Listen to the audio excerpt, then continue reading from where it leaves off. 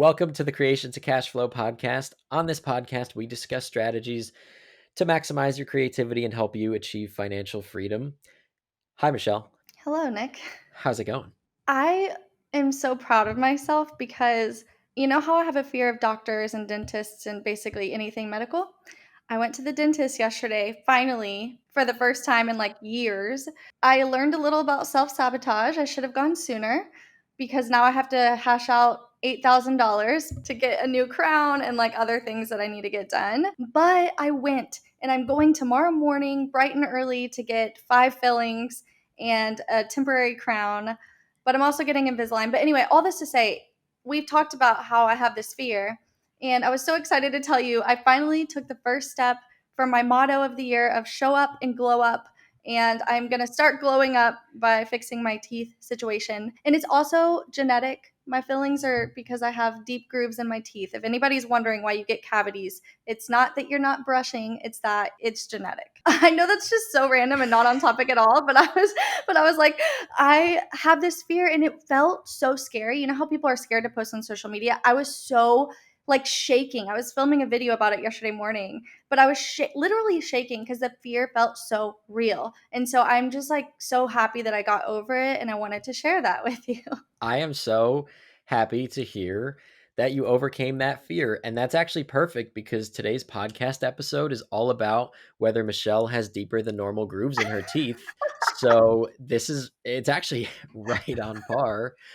No, just kidding. We have some really good stuff to talk about today, but I love that. I like starting on that note. I really do. It's scary to do things that scare you, but Yeah. like it could be something as simple as the dentist. It's not always starting a business. Sometimes it's just life things that happen. Sometimes the grooves in your teeth are just deeper than normal and you got to kind of do what you can with that. So I'm excited that you're overcoming that, Michelle. Thank you, Nick. How are you doing? Any exciting updates? I'm great. Next week we will be in Costa Rica recording this episode. I think Mike is going to be joining us for that. We might even. I'm going to be there for 2 weeks. I just thought of this. Maybe we have him on the next two episodes. Thinking out loud here. Yeah. It's not like we don't have plenty to talk about with him. So I'll leave it at that though. And today, what we're going to dive into is things that make people enthusiastic.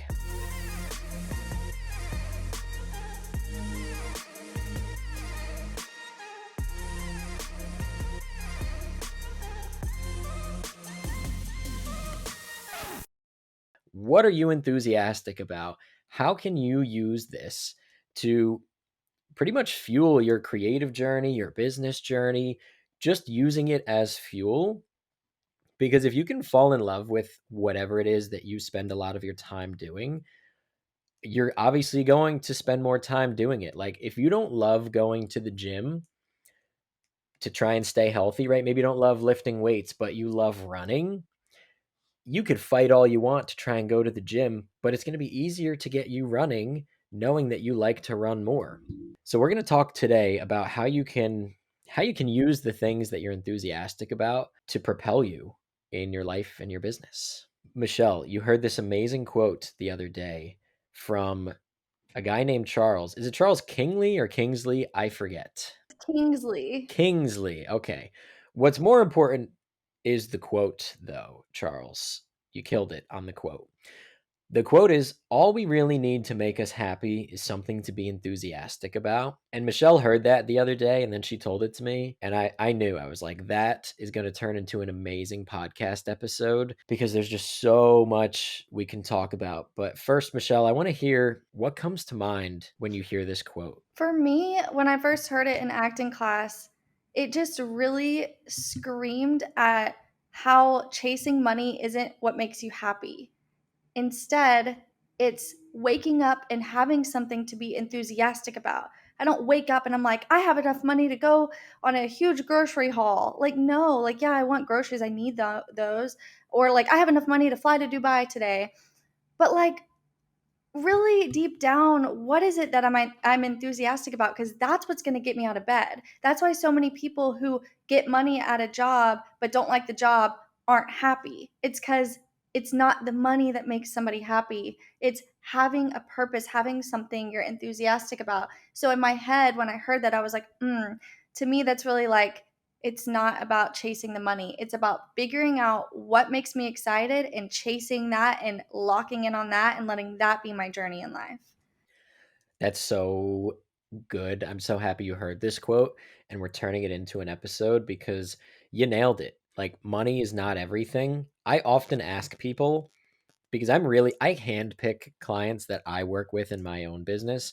I only work with about 30 people right now, and it's definitely an investment to work with me. But there are a lot more people out there that would love to work with me, but I like to ask some qualifying questions to make sure that people are not looking for some get rich quick scheme. Like, I could help you make a lot of money, but I don't care so much about that. I want to make sure that this is something that you're going to be enthusiastic about. So what I often ask people, you will like this one, Michelle. I ask them, if I paid you $100 million today and I just said, "Oh, I just found this. I came into some money. Here you go." What would you do? And what would you do, Michelle? Because the answer ends up kind of leading down the path of like, is this person a good fit to work with me? Well, I would do nothing at first because that's a lot of money and I need to figure out like, okay, what should I do with this? Like I think the first things I would do would be like, okay, let's pay off my parents' houses because I've always wanted to do that. And then it would be like, where can I invest this? What charities need help? What's going on in the world? Like I I don't have that money right now, so I'm not actively strategically figuring out what can I do to put my money places to add more value in this world, but that's where I would go mentally. Like, okay, what are the first few things that I could do to help those around me in my life that I would love to help? But then also, what can I do to use this money to either invest it for my future grandkids or to invest it into making this world a better place? I'd probably buy the house in the hills that I've always wanted, that I will have someday. I am claiming it.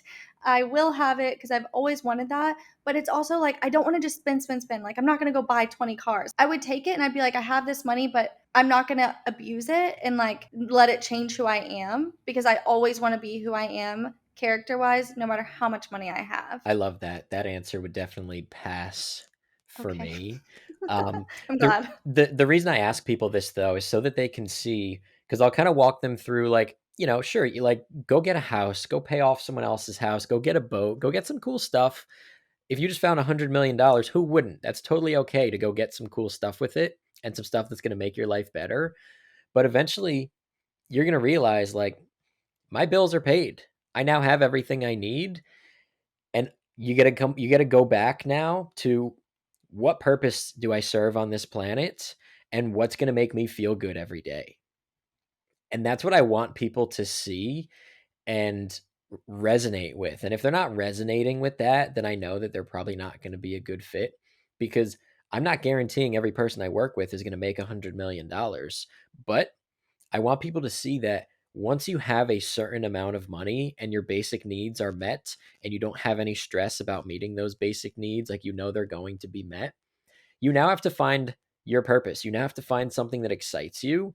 You need to now do something with your life, because we're all in survival mode until we're not. Once you're not in survival mode, you got to help other people get out of survival mode. Yeah. And when you're not in survival mode, it can be a little depressing. If you reach the goal, that's why we always talk about like when you reach the goal, you might have a high temporarily, but then it's like, well, you need other goals, because then what are you excited about? What are you working towards?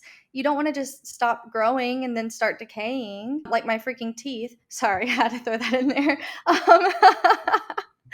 But it's one of those things where I've experienced this, where I used to have to budget for groceries, and now like it's been a while, like at least a year since I've looked at what the grocery bill is or like considered which brand to buy based on the price. I never thought I would live a life that was my reality. But I can't imagine wanting to be a content creator for the money, becoming a content creator and then having nothing else I care about, nothing else I'm working towards. That would be so depressing. I've made it out of survival mode. Okay, okay, great. But I have more passions. That's why I said I would invest in other things. I would figure out how I can help the world, because you know what? Helping others makes me very happy. I'm enthusiastic about the fact that I can share something that adds value to somebody else. I'm so grounded in that now, but I've seen a lot of people that do it for the wrong reasons, and then they're sad and they think, "Oh, this didn't fix me," because that was never the problem in the first place. It's so true. People are asking themselves the wrong questions. That question, and I get this so much. How can I make a little money on the side? And that's not a bad question. I think that's a totally logical question. Everyone wants to make a little money on the side, but that's not the first question that you should ask yourself. You might identify like, okay, I need to make more money, but the first question should not be how can I make a little money on the side? The first question should be what am I enthusiastic about that I could talk about for hours on end and that I would like to share with other people? That's a great place to start. Michelle, what was that thing for you? I know we've kind of talked about this before, but go back in the memory bank. When you ask yourself that question, the older version of yourself, what were you enthusiastic about that told you like I should maybe try and turn this into something?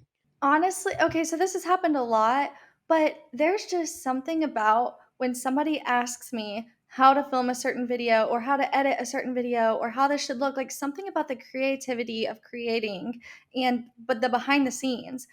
I could talk about it for hours. Like, I could be the most tired, non socialized personality, like in that mood, because I have those moods all the time, where I just don't feel like talking. And if somebody showed up at my doorstep and they're like, "Hey, I'm really struggling with how to edit this transition," I will be like, "Okay, here's what you need to do." And I will immediately kick into like, I'm excited. I get to show you how to like do this transition. I don't know what it is, but it's like it kicks in for me when I get to do this, when I get to share these things that I know people don't know and they want to know, and then they get to create something beautiful. It just makes me so excited to talk about. I love it. I absolutely love it. And that's the thing. That is the thing. And your thing, meaning Michelle or whoever's listening, don't think it has to be someone else's thing. It could be inevitably like there's going to be other people that like the same thing as you. But to me, and I want to also emphasize to people, please do not think it is too niche, meaning do not think it is too specific or that there's not enough people that are going to be excited about it. Or it's too oversaturated. Or that, yes, the world is so much bigger than you think. To me, like it's yoga, it's meditation, it's journaling, it's self development, it's cold showers, it's reading 10 pages of a book per day. These are the things that light me up. Exercise, golf, fishing, like they don't all have to tie in either. These are the things to me that like I could go fishing every day. I could golf every day. I could do yoga every day. I could talk about these things for hours on end. And to me, I started there and I just got really heavily involved in the self-development space, knowing like in my mind I had so many doubts about like, oh, like life coaching that's so oversaturated, like I'm 22, how could I give someone life advice? There was just so much doubt that I had to overcome. But if it's the thing that I could talk about for hours on end and that lights me up and makes me enthusiastic, I knew I was going to win eventually. I knew it. Like Tony Robbins, like someone like that, he was always to me like, who's the biggest person in this space that I'm now like? I felt like I was directly competing with him. Like I felt like it was me versus Tony Robbins. And obviously, he doesn't even at this point know that I exist yet. Yet. Yet claiming it. But I know, like, I've listened to Tony Robbins' origin story. He used to read a book every single day. He used to like he since he was like 14, he was just crazy involved in psychology and very interested in it, and he just leaned into that. He's enthusiastic about it, so it's that much easier. Like he wasn't reading a book a day because reading made him miserable. He liked to read and he would read about the things he enjoys, and then all of a sudden he gained all this knowledge, and by the time he was in his early 20s, he was an expert at a lot of these things. So I went through this learning phase, right? We've done two podcasts now about learning versus earning. I went through this like year long, it was really several years, but like one serious year of just learning practical strategies about self-development before I decided this might be able to make me some money. And I put myself out there on social media because I was just enthusiastic about it. Yeah, it's where you started. And it changed since then, but that's where you have to start. You have to ask yourself that. Like you asked what was the first thing I remember? It really started with photography. Like that's where it all started. Was me taking photos for this nonprofit, and then I got to train other volunteers because I was volunteering. I got to train them on how to take good photos. So it's like that's where it started. Life coaching, that's where it started for you, but look at what you're doing now. There's so many other things which we'll get into, but there's so many other things, but you had to start somewhere, and it started with you getting excited about life coaching. It's so true. So the question I asked myself at first was not, how can I make a little money on the side? I just started leaning into my passions and the things that enthuse me a lot. Because if you're not thriving, money is not the immediate solution. You got to start getting involved in something that makes you so happy that you can start to thrive and it can start to spill into other areas of your life. And to me, I feel like like got so involved in self-development because I wasn't happy with where I was at, and I didn't feel good every day. And I didn't really love the way that my life was starting to shape up. I was like, I got to change something. I got to create better habits for myself. I got to start like putting better information in my brain. I got to stop scrolling on Vine at the time, probably, or whatever it was. And I got to start treating my body and my brain like it really truly matters. And that's what made me fall in love with self-development and start to feel better and decide like I think I want to share this with other people. Like this has helped me a lot.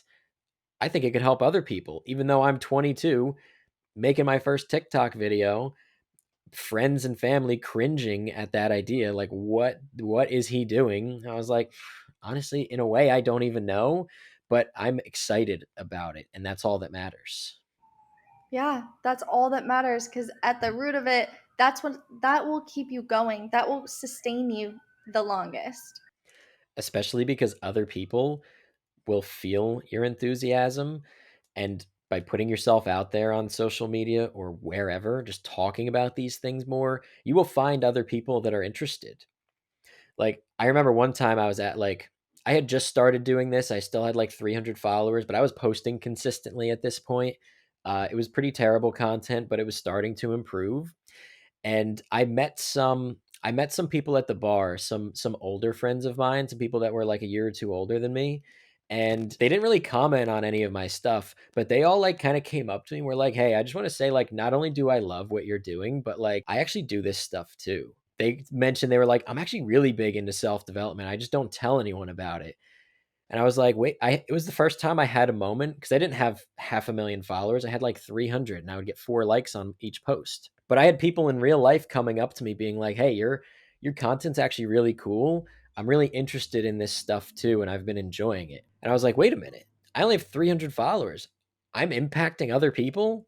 I feel like I'm wasting my time on social media." And I had that first moment of like, I'm inspiring other people by putting myself out there because I would take videos like getting in my tiny ass bathtub that's full of ice and like just doing all these stupid, at least I thought, all these stupid self development things.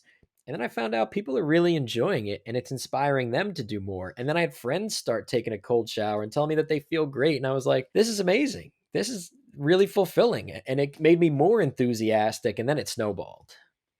Well, I think enthusiasm is so contagious. And if you are sticking to what you're enthusiastic about, people will start to love you because you are pursuing something you're enthusiastic about, and it just like bleeds out into them. Even if they don't say anything, even if they're just looking at your content and scrolling past it, I promise you there are people that see what you're doing and you are inspiring them. Like I follow a lot of random YouTube short channels, and they're like plants, like this like one girl who does like succulents, or this one girl that like propagates a lot, and she's just so excited about plants, and I'm obsessed with her content, and I don't even care what she says at this point because I just love watching her because she's just an enthusiastic person. Not that she's like her personality has to be enthusiastic, but I can tell she's passionate. And if you share your passions, you like we can tell. You can't fake passion. Like you just can't. And also you shouldn't want to because that's draining as heck. Or as hell, honestly as hell. That's such a good example because it just perfectly aligns. Like, I thought because I wasn't getting a lot of likes or comments that things were not working and people didn't care. But then I kind of realized, like, well, I don't comment on that many things myself, but I follow so many people that I really love. And like sometimes I don't even like their posts because I just watch it and I enjoy it and I'm like, oh, that was great. And I go watch another. And I forget that like the best way to support those creators is to like and comment or send them a DM and be like, hey, just wanted to let you know this has been really impactful for me. And it was the first time I had that moment and it was in person. So I was like, wait a minute, this is this is working and it doesn't feel like it's working. And that was when I realized like you put up a video and it gets 200 views and you feel bad about it because it got 200 views and 6 likes, you might have just changed someone's life and you might not ever know about it. Like I had those people tell me that it was helping them, but think about how many people, or I started thinking about how many people that I was impacting that are never going to tell me or may never have the chance to tell me. And I was like, wow, because we were all drunk at a bar, so they were just spilling like how excited it made them. And I was like, I was like, where's this energy in my comment section? You know, but then you realize like that's just not always how it goes. Some people are loving everything you do privately. Yeah. I mean, I love what people do privately. I don't think I've ever commented on that girl I just referenced. I've never commented on her stuff. I don't even think I like her stuff, but I love it internally. And I hope that she knows it's loved. But now I'm like, I should probably support her more. Even a save. I think a save goes a really long way, especially with the algorithm in 2024. Like, go save some of these videos. Even if you don't have the capacity mentally to like comment, at least go like double tap, like, save, scroll past. Like, that's a great way to support them. But also, that helps them get their content out to more people, like, get it pushed out, and then they'll feel the love from that, even if you're not saying it with your words. So, just wanted to share that. I love that. I've been trying to be a lot better about this. It took me a long time, but I now try and comment on people's things that I love. And like we're going deep today. We talked about how deep Michelle's teeth grooves are. I'm going to share a piece of myself that's super funny and interesting. But my favorite show is Naked and Afraid Wow. on National Geographic. I think it is such a good show because it's got drama, it's got survival stuff, it's got naked people. Like, what else do you need in good TV? I don't watch it all that often, but I love catching an episode here and there. It's so exciting, and there's usually seasons, so you get to know like each of the characters. But anyway, like I've watched a good bit of that, and it's just such a funny show, and it's dangerous. People get hurt. Like it's got everything.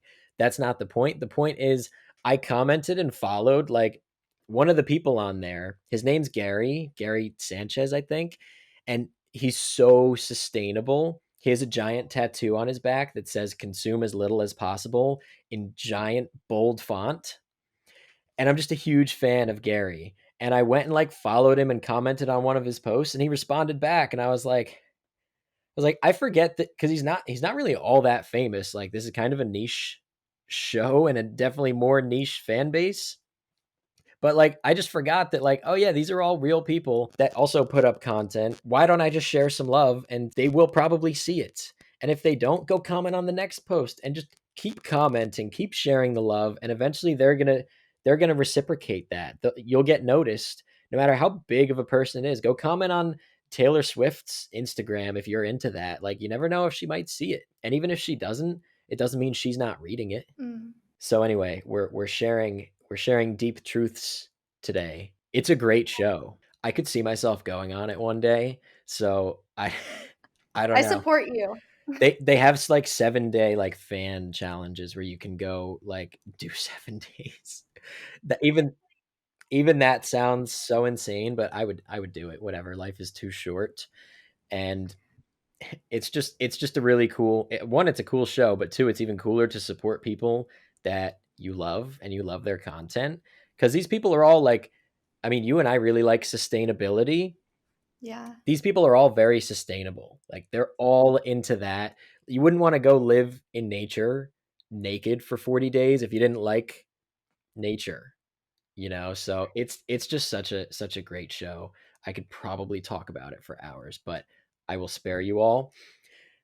We'll get back to where this conversation needs to go.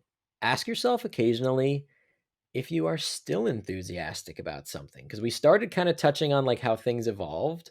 For me, it started out with the life coaching, and then it became business. It became business coaching, and I can still be the life coach and help people like become the best version of themselves. And it's not because I was getting bored of the life coaching, but I was just ready for more. And that's so natural. That's really how it should be. Because a lot of people like me, I loved photography. It was like where I was supposed to be. I was supposed to be volunteering. Then I got hired. Then I started a photo video business, which is like my LLC is still under that, even though I do more content creation now. But it's like there came a point where I was like, I wasn't enthusiastic about it as much anymore. And so I had to really ask myself, what is this? Like, what is this I'm feeling? Am I just doing too much of it? Did this hobby then become like a business and now I'm hating it? And so I had to take a step back and be like, what is it that, like, why did I used to be so excited about this? What did I do? Did I burn myself out? But it really was not that at all. You just have to pivot a little because, like Nick said earlier, it doesn't have to look like everyone else's thing. Like life coaching to me, I think of a life coach and I'm like, okay, so there's like somebody who's like in their 40s that has a spreadsheet where they help you with different aspects of life, but like there's so much more to life coaching. That's just like a little part of the journey and like what you do is life coaching, but you can do it through so many different ways, different mediums, like different ways of doing it with an online course or an online community. And so photography was always meant to be part of what I'm doing today. But had I not listened to my gut really and pivoted a little to realize like, oh, I also like videography. Maybe that's the thing that's missing. Oh, I also like creating content. Oh, like maybe I should do social media management. There's all these little turns, but so many people just like get into their hobby, let it become something that they can monetize, and then they get burnt out and they drop it altogether instead of just realizing, like, oh, maybe I hate nursing because my job, but what if I like nursing? Like, maybe I need to be a nurse creator on TikTok where I like share some basic tips, and maybe that will help you be enthusiastic about the passion you used to have. That's a great way to put it. It's going to evolve. The thing you're passionate about today, like it might start with tennis. I was talking to a girl yesterday who lives in the US and she's working to become a professional tennis player. She's 19 and she's a new content creator. And she's trying to become a professional tennis player, but she wants to make money with her content too. So maybe she starts teaching people tennis online, but who knows what that could evolve into. She might become a sports psychologist online, and then from there she might become a regular psychologist, or like you just don't know where it's going to take you, and you don't have to have all the answers either. So you've got to find that thing to start with that you're enthusiastic about, and it's going to lead you into more things that you're enthusiastic about. And as you're ready to level up or add something on, it's going to almost feel like something's missing again, and you're going to be like, I'm doing the life coaching and I love it, but I feel like I'm still meant for a little bit more now that I've got the hang of this. And I was like, well, I know a lot of people want to learn like how did I start selling digital products and stuff, so maybe I could like help them with that. And then I started and I was like, it's way more fulfilling to me and interesting to help someone make money, because there's so many milestones, like making your first sale, making your first $1,000, making your first $10,000.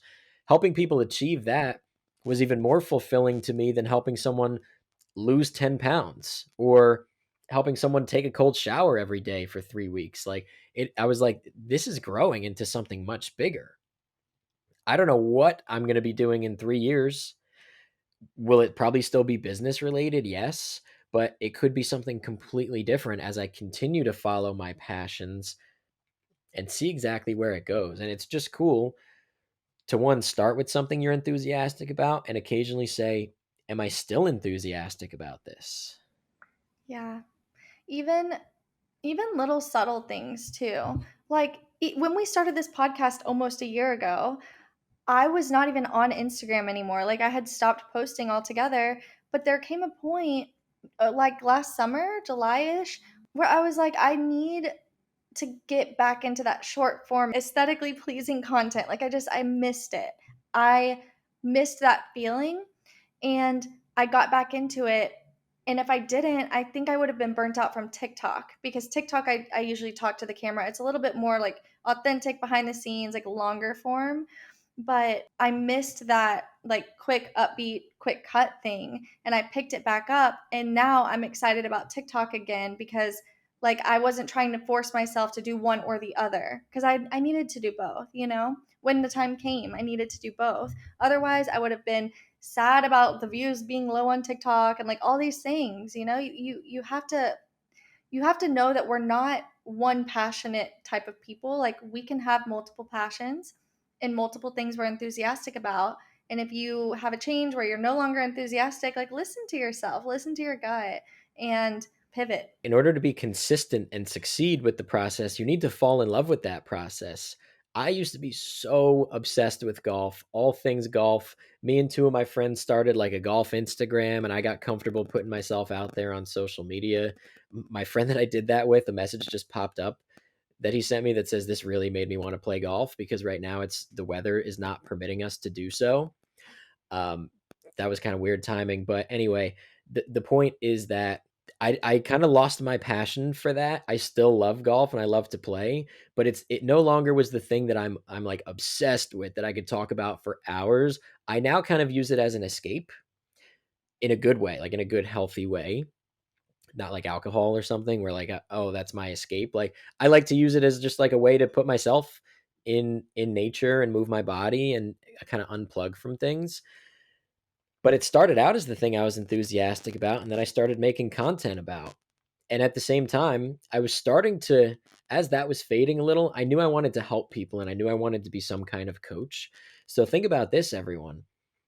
Maybe you don't want to start a business or create content. That's fine. How can you apply this in your professional life? At my engineering job, I approached them. I might have mentioned this once or twice before, but I have this certification that's really hard to get, and you have to get it in college because it's pretty much a test on all things engineering, like just crazy topics like fluid and hydrodynamics and thermodynamics and structural capacities and calculus. It's a very difficult test, and I passed it on the first try, which was exciting, and that was like a monumental moment in my life. And then I got a full-time job, and I found out most of the people I work with never even took that test. So I approached my boss knowing I wanted to start like making some more money, but I didn't start there.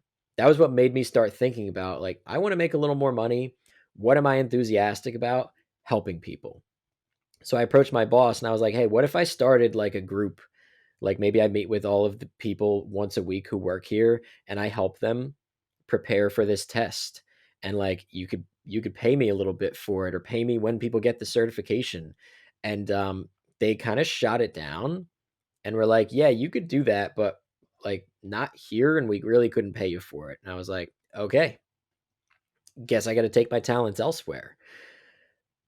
But think about how it can apply in your professional life. If you feel like something is missing, is there something you can do at your job that can start to kind of fill that void of like, what's missing? What do I wish I was doing more of? Because the only way to find out is to try. Like they shot me down, but I didn't just say like, I guess I'll never coach anyone. That was what made me be like, okay, I got to go deeper. I had to go deeper than just like my professional life, like what's immediately in front of me. And that was what made me be like, I guess I got to start like a TikTok and just put myself out there and I'll see where it takes me. Exactly. That's the thing. You had an idea, it originated with the environment you were currently in. They shot it down, but you still had the idea and you pivoted to then make it what it is today, which is like, oh my gosh, thriving. It's something so magnificent. You lead and coach so many people.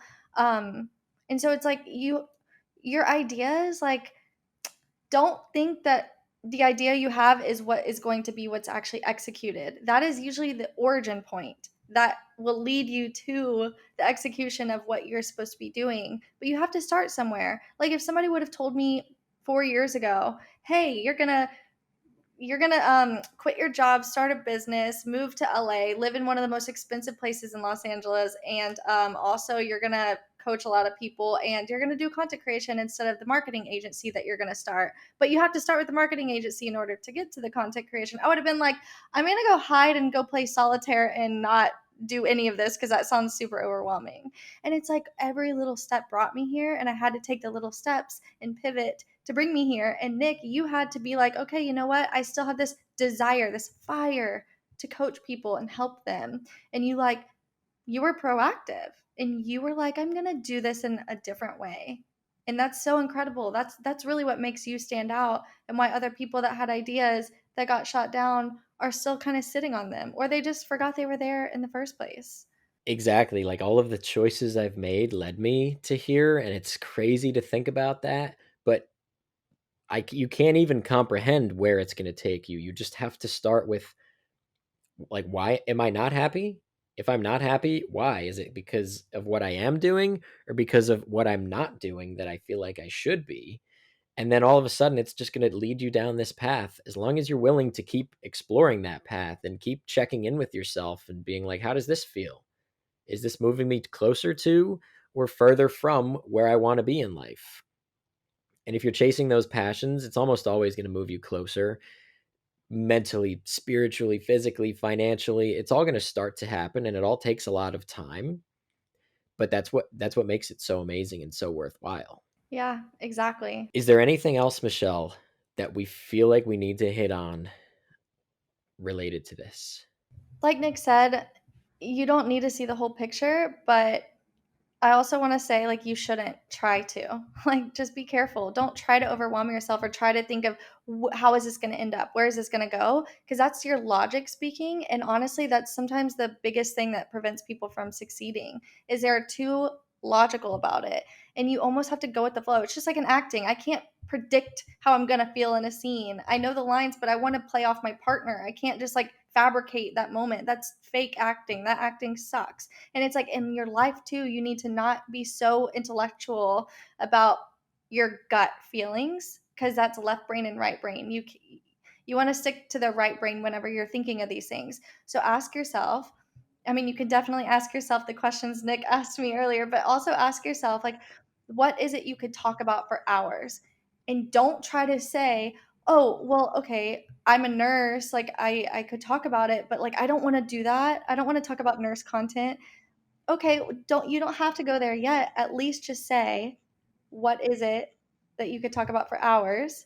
Ask yourself, what are you excited about? What could you talk about? What could you be so tired but still have a conversation about? Start there. Write that down. And then start writing down all the things you could possibly do with that right now. And don't think about where it could go. Just like start with a little bit of action, a little bit. If you like taking photos of sunsets, start there. And then be like, okay, maybe I can make a video of a sunset with a quote and then post it on Instagram, and then just start there. And like you're going to evolve if you're taking action and also reflecting. So I know it's so hard to explain things when they're not as intellectual, but go back to the quote that we said at the beginning. All we need to make us really happy is something to be enthusiastic about. What are you enthusiastic about? And yeah, that's it. I love it. That's a beautiful note to end on. But before we do end, I want to remind everyone that we have a new feature. If you go to creationtocashflow.com, drop us a up to 90-second voice memo, or if you're uncomfortable doing that, just type something up. Tell us your name, your first name, where you're from, and ask us a question or give us a podcast topic. We'll play it on the podcast and we'll answer it. Or if you're not comfortable doing that, just do it anonymously. That's totally fine as well. It would be cool to know your name and where you're from. But if you're like, I can't provide that information, I'm not comfortable, that's totally cool. But we want to make this more interactive for all of you. We want you guys to feel like you were almost brought on for an episode, or you had an episode about your topic. And it also makes our lives easier. So we are being sure to hit on topics that you want to learn more about. So with that said, go check it out at creation2tocashflow.com. You can reach us there. Also, go check out at Creation to Cash Flow on Instagram and TikTok, so you can go watch our short form clips. go watch this on YouTube if you would prefer that than listening, so you can see me fidget. And also check us out on Instagram and TikTok at Get Ahead with Nick and at Michelle JH. That's Michelle with two L's, four E's, JH. And thanks for listening.